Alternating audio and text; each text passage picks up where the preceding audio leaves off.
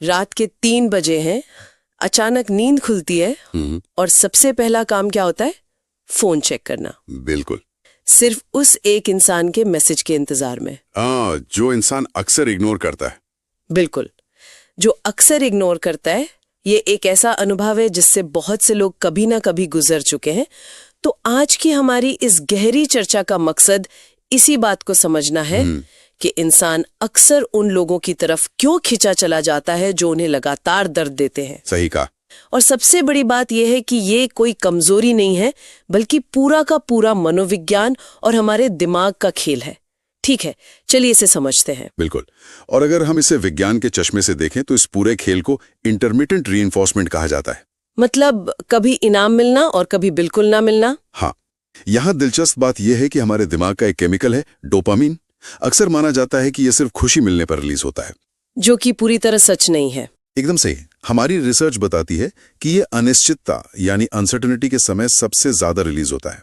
इसे कसिनो की एक स्लॉट मशीन की तरह सोचिए।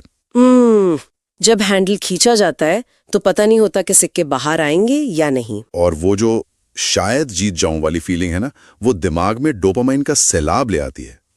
टॉक्सिक रिश्तों में भी ठीक यही होता है। शायद आज वो अच्छे से बात कर ले। हाँ, वही उम्मीद एक बहुत ही गहरी लत बन जाती है। यहाँ बात सच में बहुत दिलचस्प हो जाती है, क्योंकि हमारे नोट्स बताते हैं कि ये सब रातों रात नहीं होता। नहीं, इसके पीछे एक पूरा पैटर्न काम कर रहा होता है। शुरुआत में तो ऐसा लगता है जैसे दुनिया का सबसे परफेक्ट इंसान मिल गया हो। हर वक्त अटेंशन, बहुत सारा प्यार, जिसे मनोविज्ञान में लव बॉम्बिंग कहते हैं। ये पहला चरण है जो एक बहुत ही खूबसूरत भ्रम पैदा करता है। लेकिन ये टिकता नहीं है। बिल्कुल नहीं टिकता। इसके तुरंत बाद आता है दूसरा चरण, डीवैल्यूएशन, यानी उस इंसान का मोल अचानक से कम कर देना। हाँ, और इसी फेज में अचानक से छोटी छोटी बातों पर कमियां निकाली जाने लगती हैं। जो इंसान कल तक तारीफें करता था वही अब हर बात में गलती निकालने लगता है। और यही चीज तीसरे और सबसे खतरनाक चरण को जन्म देती है, जिसे ट्रॉमा बॉन्डिंग कहा जाता है। सही कहा।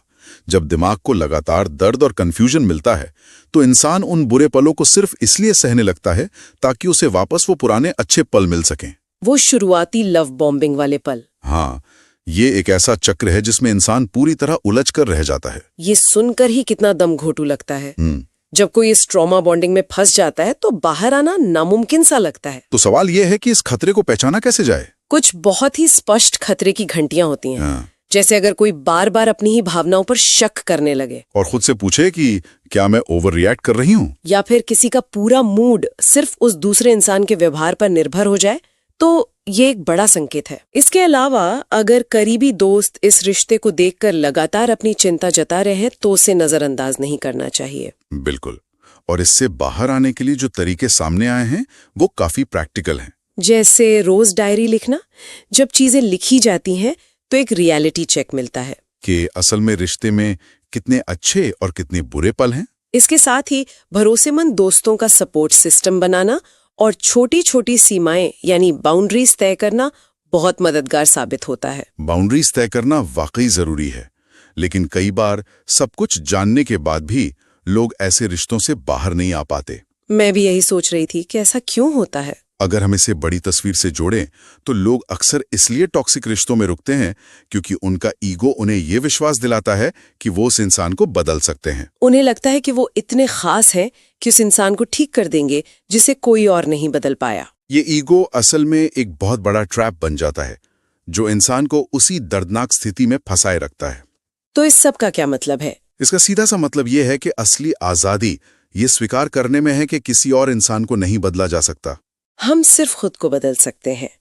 ये समझना भी जरूरी है कि टॉक्सिक लोग शायद जानबूझकर ऐसा नहीं करते। वे भी अपने किसी पुराने दर्द या अनसॉल्व्ड ट्रॉमा से जूझ रहे होते हैं। उन्हें दूर से माफ किया जा सकता है, उनके लिए अच्छी भावनाएं रखी जा सकती हैं, लेकिन उनके साथ रहना बिल्कुल भी जरूरी नहीं है। ऐसे हालात में खुद से दूरी बनाना ही सबसे बड़ा आत्मप्रेम है। ये एक महत्वपूर्ण सवाल खड़ा करता है। वो क्या?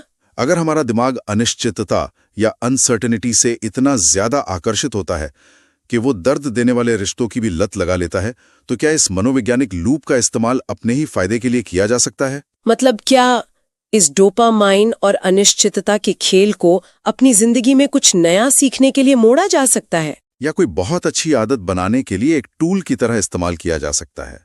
ये वाकई सोचने वाली बात है।